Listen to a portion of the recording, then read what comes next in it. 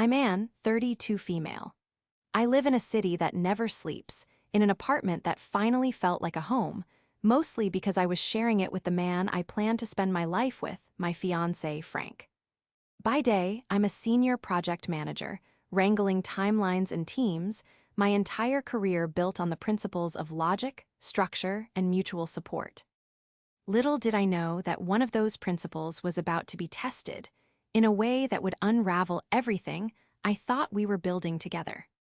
Before this story unfolds, I'd love to connect with you. Please let me know in the comments where you're watching from and what time it is in your corner of the world. It's amazing to see how far these stories can travel. Our life was a blueprint for modern success. Frank, a charismatic and ambitious real estate developer, was the perfect counterpart to my steady, methodical nature. He saw the world in terms of potential and profit, while I saw it in terms of processes and people. We met at a networking event 2 years prior, and the connection was immediate. He loved my sharp mind, and I was drawn to his boundless confidence. Our romance felt like a perfectly executed project, hitting every milestone on schedule. Moving in together, meeting the families, and finally, a picturesque engagement on a clifftop overlooking the ocean. We were a power couple, a unit, a team. At least, that's what I believed. The foundation of our relationship, I thought, was the unspoken promise that we were partners in every sense of the word. We weren't just building a future, we were building a fortress, a safe harbor where we could weather any storm together. Our finances were largely separate, a practical decision we made early on given our established careers, but we had a joint account for our home and our wedding fund. This fund was our symbol of unity, the tangible proof of our shared goals. Frank often spoke about family with a fierce, almost transactional loyalty. "Family is your primary team, Anne," he'd say, gesturing with his wine glass at one of his parents' lavish dinner parties. "You protect your assets, you protect your own. Everything else is just noise." I always nodded in agreement, assuming his definition of our own would soon include my family, just as mine had already expanded to include his. My family was smaller and much quieter than Frank's. It was just me and my younger brother, Leo. Our parents passed away a few years apart when we were in our early 20s, a tragedy that forged an unbreakable bond between us. I became Leo's anchor, and he became my heart. He was a talented graphic designer, bursting with creativity, but lacking the business acumen to turn his art into a stable living. He had a gentle soul and a tendency to trust the wrong people, which often landed him in precarious situations. I was always there to offer advice, a little financial help, and a steadying hand. Frank knew all of this. He met Leo several times and had always been perfectly charming, patting him on the back and calling him little brother. He even admired Leo's portfolio once, suggesting he might have some work for him when his freelance business got off the ground. It was this apparent acceptance that made me feel so secure. Frank understood the importance of family, and Leo was my only family. Of course, he would be part of our team. The wedding planning was in full swing, a domain where Frank's sister, Martha, was surprisingly involved. Martha was a few years younger than Frank and lived in his shadow. She floated from job to job, always seeming to find herself in some minor drama. Frank treated her with a mixture of exasperation and obligation, often bailing her out of small debts or talking her landlord out of evicting her. "It's what you do for family," he'd sigh, writing it off as a necessary expense. I saw his actions as a testament to his character. He took care of his own. I had no reason to believe he wouldn't extend that same principle to me and mine. Our partnership felt balanced. I managed our home life with precision, while he navigated the cutthroat world of property development. We celebrated his victories, a closed deal, a secured permit with expensive dinners and champagne. We navigated my challenges, a difficult project, a demanding client with long talks and his unwavering encouragement. He'd listen intently, offering strategic advice.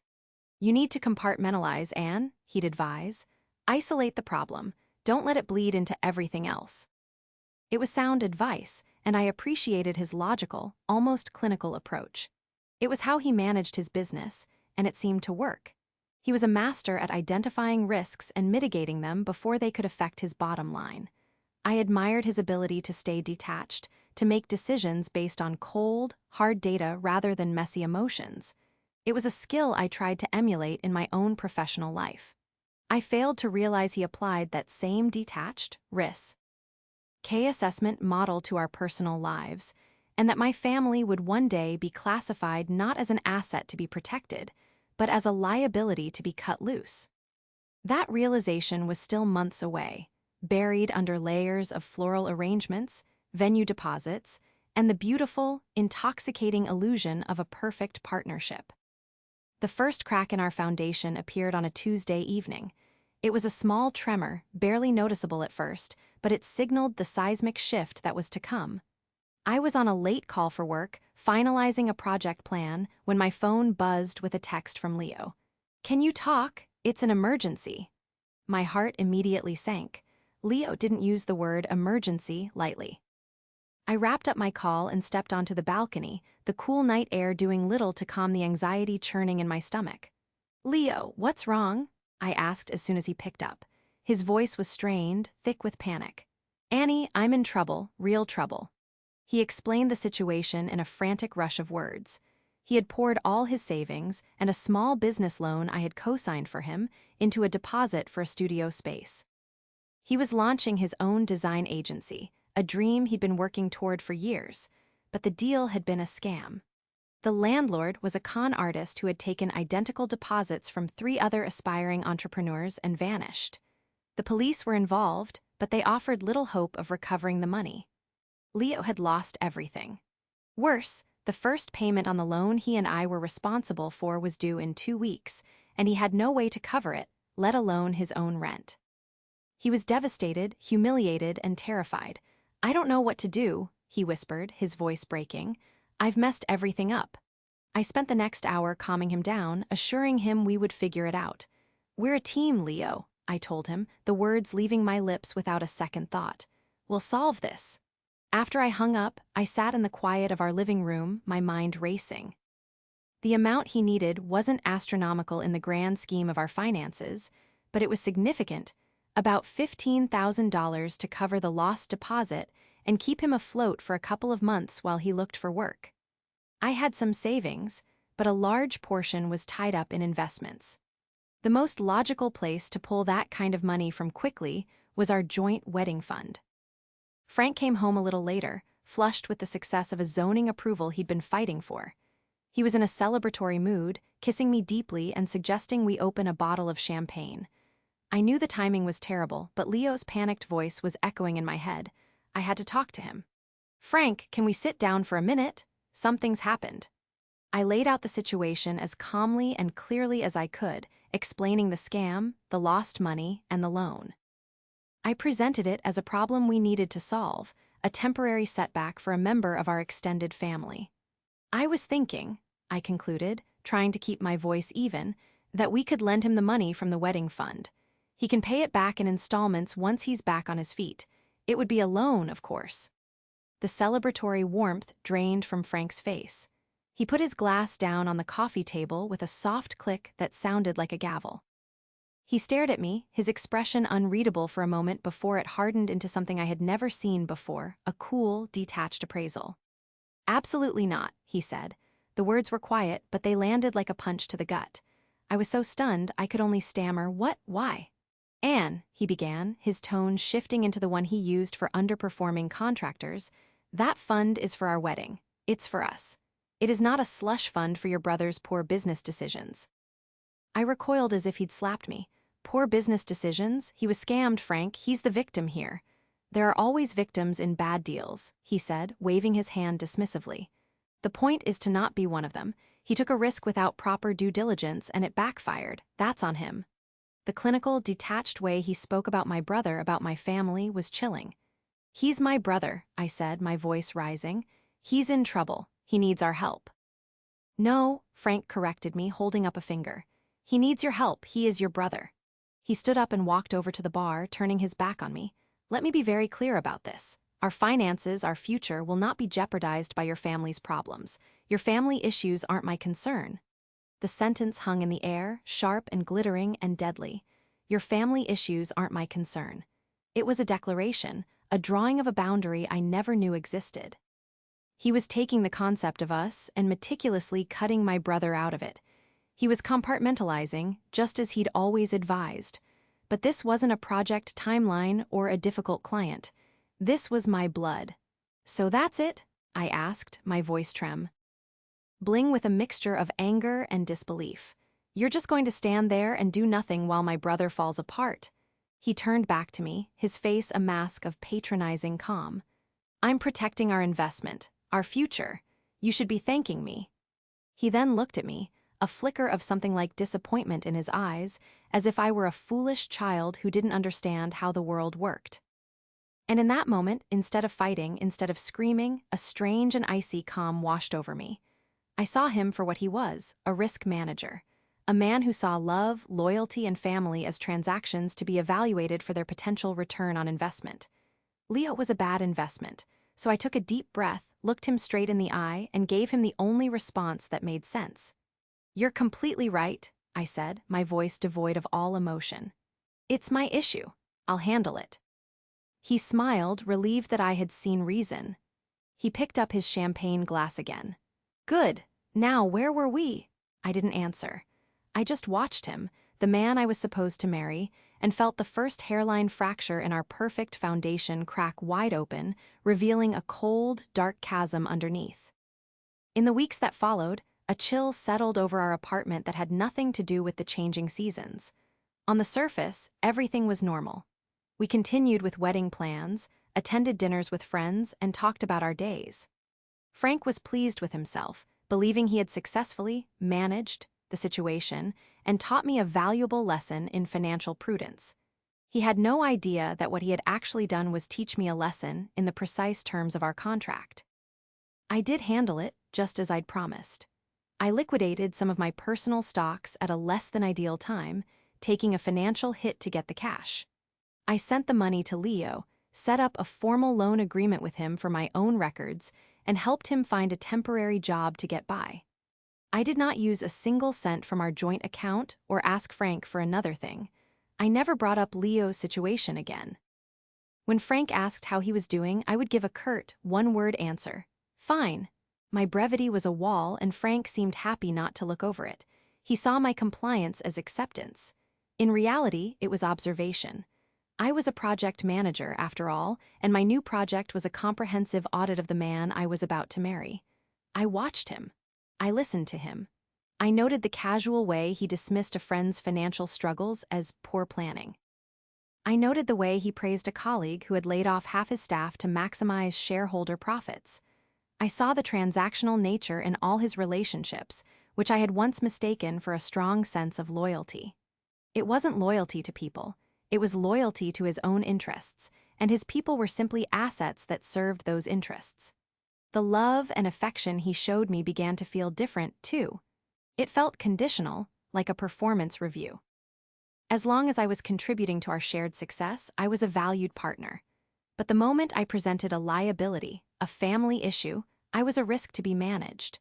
The warmth I once felt for him was slowly being replaced by a cold, hard clarity. And I waited. I didn't know what I was waiting for, but I felt in my bones that the universe demanded balance. A line had been drawn, and a principle had been established. Your family issues aren't my concern. That principle was the new operating system of our relationship. I just needed the right moment to demonstrate that I, too, had learned the rules. The moment arrived on a Saturday night, nearly 2 months after my brother's crisis. Frank was out of town, attending a real estate conference in another city. We were supposed to have a video call, but he'd texted to say he was at a networking dinner and would call me later.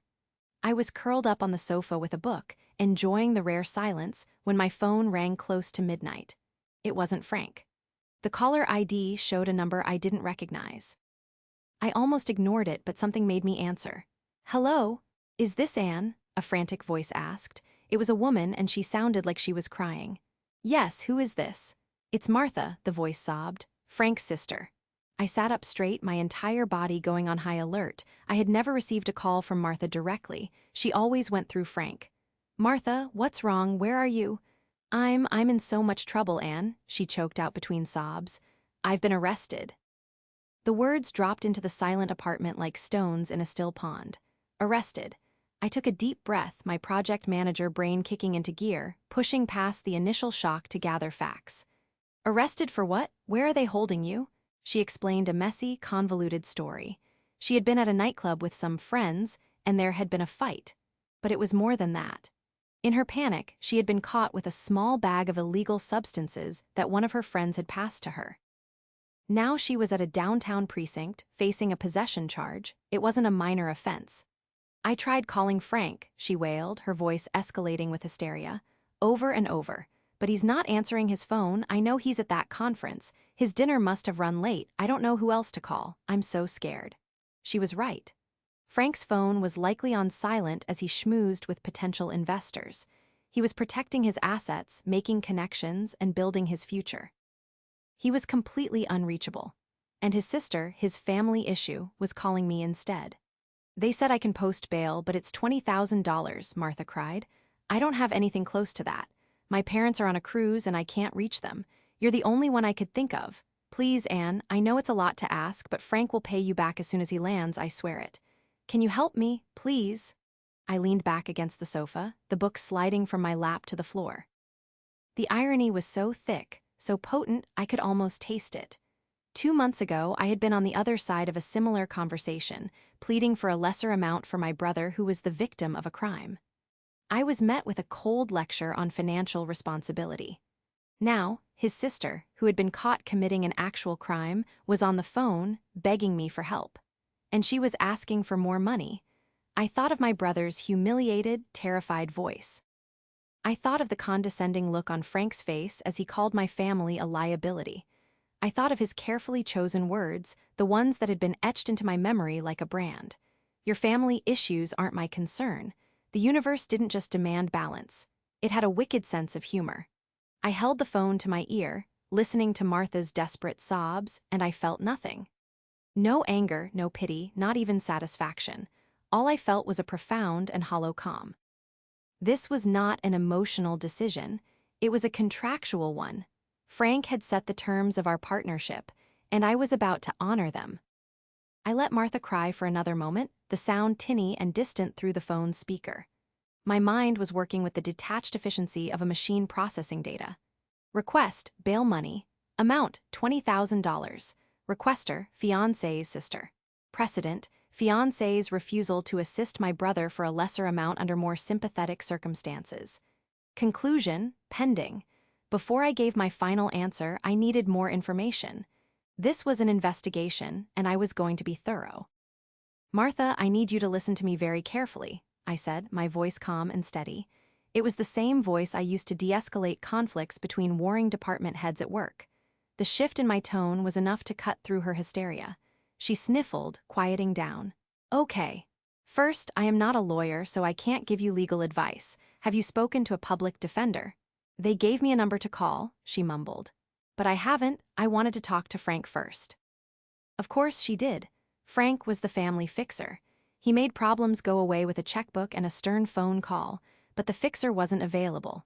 You need to call that number, Martha. That's your first step, I instructed. Second, where's the money for bail to be paid? I need the exact details of the precinct and the process. She gave me the information, her voice trembling but more coherent now.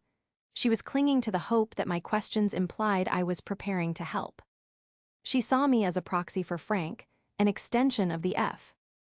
Amy Lee safety net. She didn't realize that net had been redesigned, its terms of service amended. After I had all the practical details, I moved to the most important part of my investigation.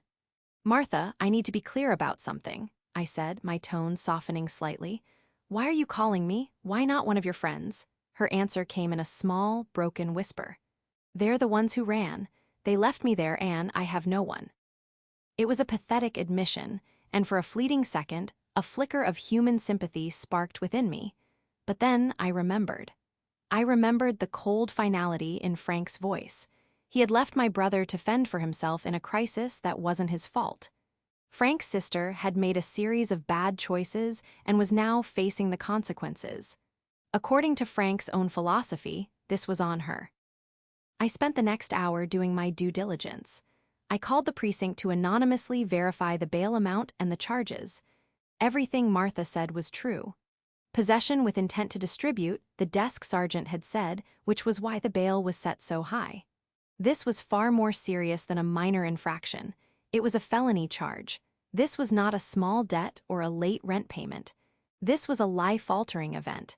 My next call was to Frank. As Martha had predicted, his phone went straight to voicemail. His cheerful, professional greeting, "You've reached Frank. I can't take your call right now, but leave a message and I'll get back to you," felt like a relic from another lifetime. I left a calm, measured message. "Hi Frank, it's Anne. I received a call from your sister, Martha. She's been arrested and is being held at the downtown precinct. The bail is set at $20,000. She's been trying to reach you. Call me when you get this." I didn't say, "Call me back as soon as you get this." I didn't say it was an emergency. I relayed the information with the emotional detachment of a news reporter. I then sent him a text message with the same information, ensuring there was a written record. He could never claim I didn't inform him. I had fulfilled my procedural obligation. Then, I sat back and waited. Hours passed. 1 a.m. became 2 a.m., then 3 a.m. The city outside my window grew quiet. During that time, my phone buzzed with more calls from the blocked number of the police station. It was Martha, calling again and again. I let each call go to voicemail. I already had all the information I needed. Around 3:30 a.m., my phone finally lit up with Frank's name. He had gotten my message. I let it ring 3 times before answering, composing my features into a neutral mask even though he couldn't see me. "Hello? Anne, what the hell is going on?" His voice was a low growl, stripped of its usual charm. The networking schmoozer was gone, replaced by the angry, stressed-out brother.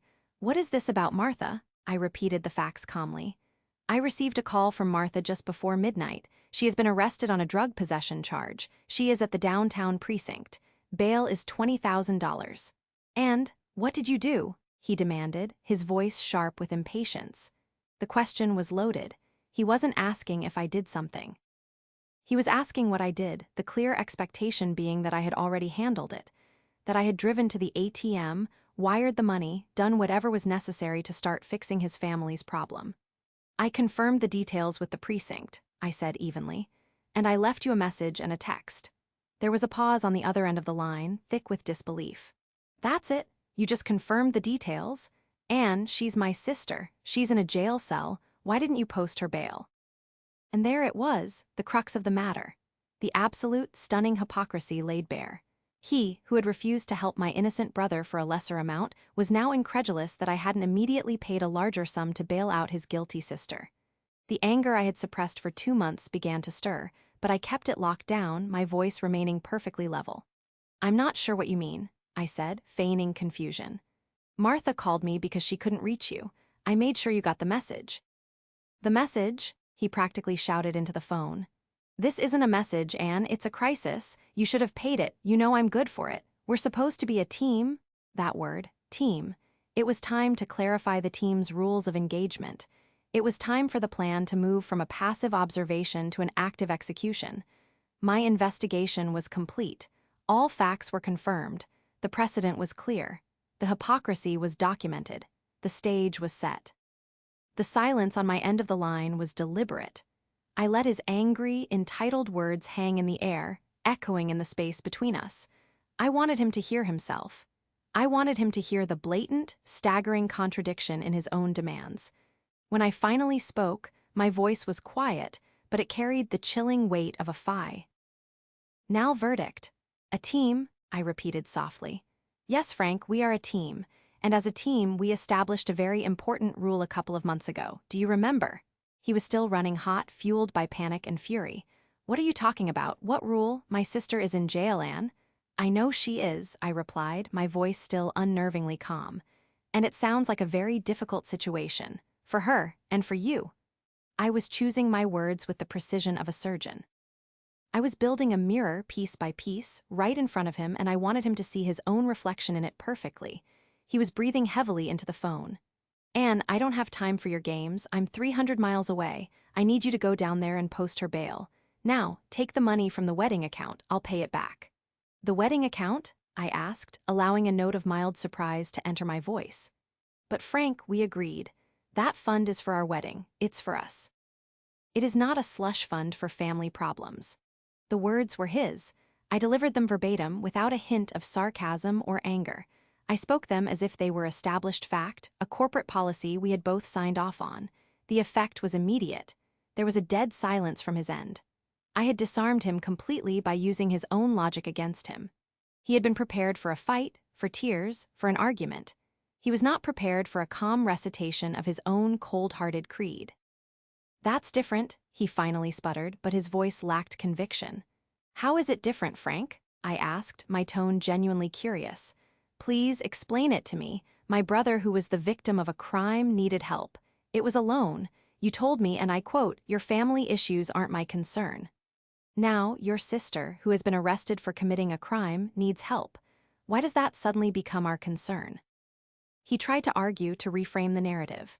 "She's a young woman, Anne. She's alone in a holding cell. It's not the same."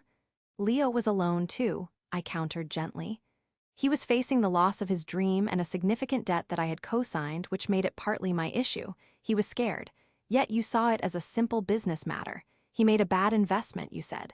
Well, Martha made a bad decision. She took a risk and it backfired. Isn't that on her?" Every argument he tried to make, I countered with his own philosophy. He said I was being cold. I reminded him that he called my concern for Leo an emotional response that was clouding my judgment. He said this was an emergency. I reminded him that he had categorized Leo's situation as a manageable problem that Leo needed to solve on his own. He was a master of compartmentalization, and I was simply honoring the compartments he had built. He had constructed a wall between my family and our shared resources. I was just refusing to tear it down now that his family needed access.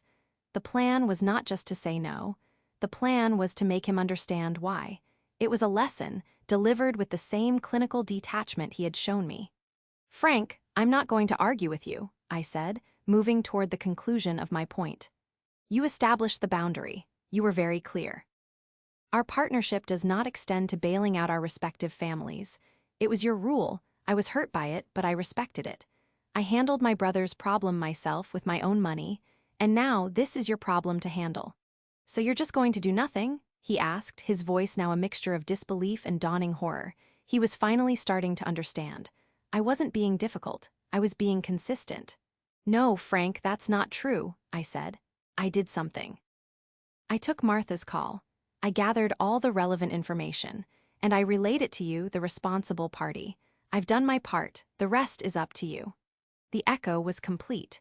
I had held the mirror up, and he was staring at his own reflection. The cold, calculating, risk-averse man he was so proud to be. He was seeing his own policies implemented in a way that directly hurt him, and he didn't like it one bit. My plan was never about Martha.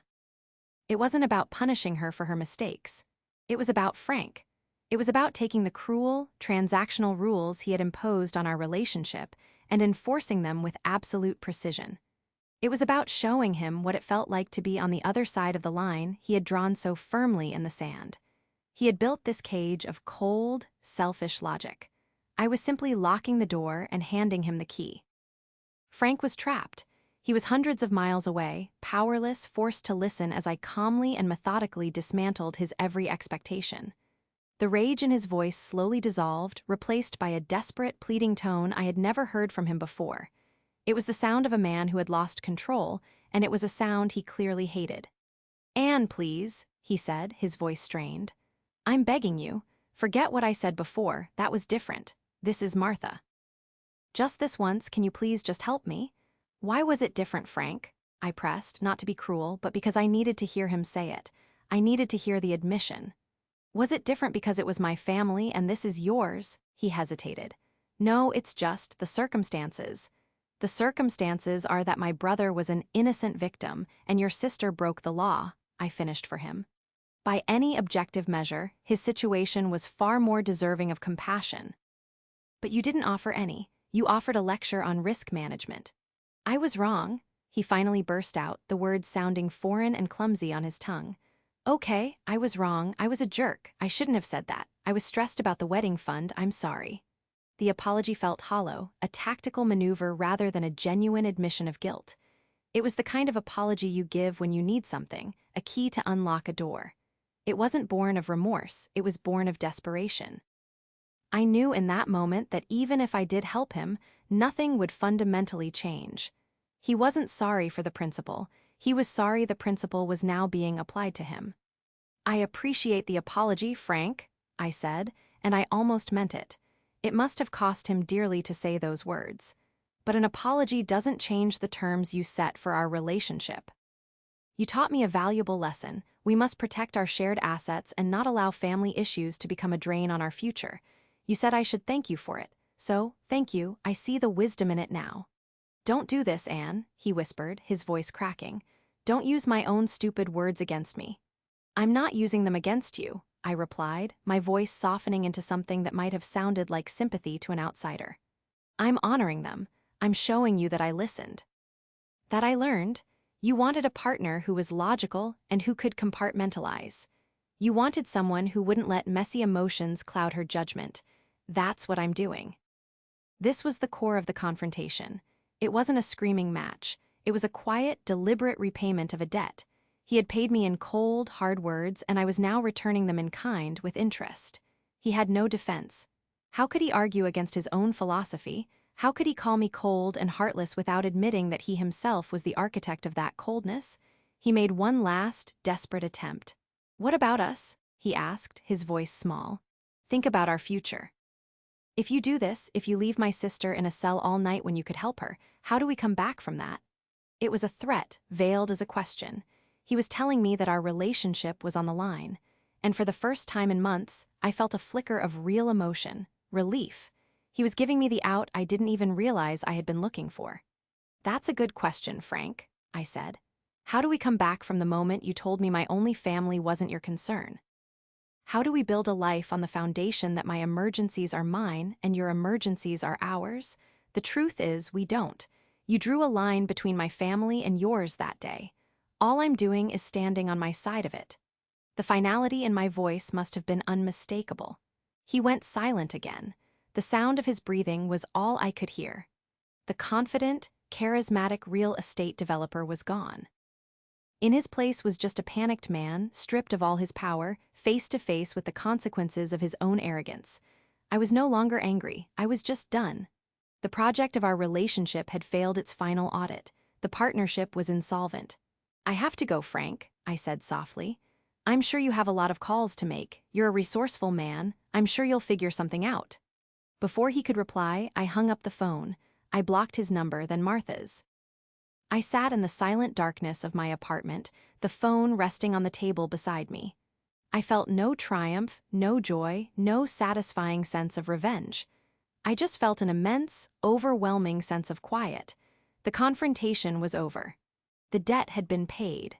The echoes in the mirror had finally faded, leaving only a stark, clear reflection of the truth. The aftermath began not with a bang, but with a profound silence. I slept peacefully for the first time in months, a deep, untroubled sleep. When I woke up, the morning light felt different, clearer. The emotional weight that had been pressing down on me was gone. The apartment, our apartment F, felt strange, like a hotel room I was about to check out of. There were dozens of notifications on my phone from a myriad of apps Frank had tried to use to contact me, and a flood of emails with subject lines that grew increasingly frantic. I deleted them all without reading them. My decision was made. The conversation was over. Later that morning, as I was packing a bag, my doorbell rang. I looked through the peephole and saw a man in a courier uniform. He had a delivery for me, a large bouquet of flowers. There was no name on the delivery slip, but I knew who they were from. I told the courier through the intercom that he had the wrong address. I didn't want his apologies or his grand gestures. They were just more transactions, attempts to purchase forgiveness. I spent the day at Leo's small, new apartment. He had found a decent job with a marketing firm and was slowly getting back on his feet. I told him everything that had happened, from Frank's refusal to help him to my conversation the night before. He listened quietly, his expression shifting from hurt to anger and finally to a quiet understanding. "I'm sorry you went through that, Annie," he said, pulling me into a hug. "But I'm proud of you. You showed him that his rules apply to everyone, not just the people he doesn't care about." Being with Leo, my real family, solidified my resolve. We spent the afternoon talking and laughing, and it felt more like home than my perfectly decorated apartment ever had with Frank. I eventually learned, through a mutual friend who called to see if I was okay, what had happened with Frank and Martha. Panicked and furious, Frank had spent the rest of the night calling every friend and contact he had, trying to find someone in our city who could go and post bail for Martha in the middle of the night. His desperate 4 a.m. calls were not well received. He finally managed to get a junior associate from his company to do it, a young man who was terrified of refusing his boss's request. Martha was released around 7 a.m., shaken and furious. Frank had to cut his conference short, catching the first flight home that morning, his networking opportunities and potential deals up in smoke. The cost of his transactional worldview was beginning to add up. He arrived at our apartment that evening to find me in the living room, surrounded by cardboard boxes. I was packing my things. My half of our life was being neatly compartmentalized just the way he liked it. He stood in the doorway, looking exhausted and defeated. "And don't," he said, his voice hoarse. "We can fix this. I was an idiot. I love you." "Do you, Frank?" I asked, not even looking up from the box I was taping shut. "Or do you love the idea of me? The partner who adds value, who manages our life efficiently, who doesn't come with any messy liabilities?" I finally stood up and faced him. "You don't love me. You have a business plan for a marriage, and I was a key asset in that plan. But relationships don't work like that. Real partnership means showing up for each other when it's inconvenient, when it's messy, and when it costs you something. You showed me that you are incapable of that. I will not spend my life with someone who views my family as a column in a ledger." He had no response. The fight was gone from him.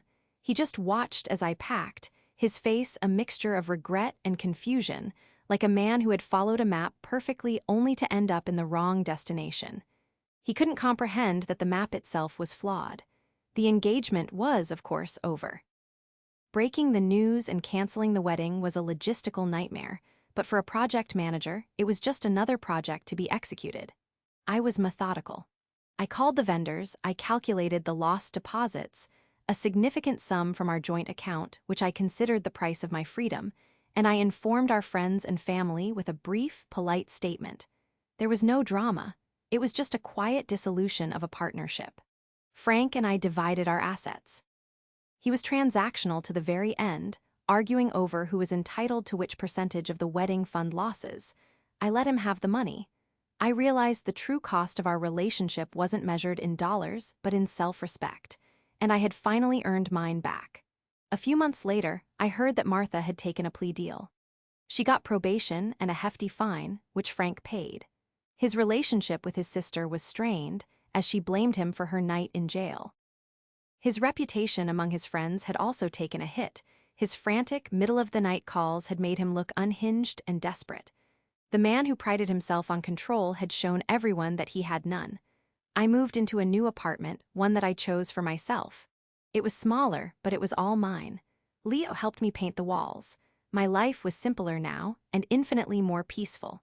I learned that the most important investments are not financial. They are the invest me. NTS we make in people, in kindness, in showing up when it matters. True partnership isn't about mitigating risk, it's about sharing it. It's a lesson I paid a high price for, but one I will never forget. And Frank, he is free to find a new partner for his life's business plan, but I have a feeling he will be auditing the terms of his contracts a little more carefully from now on.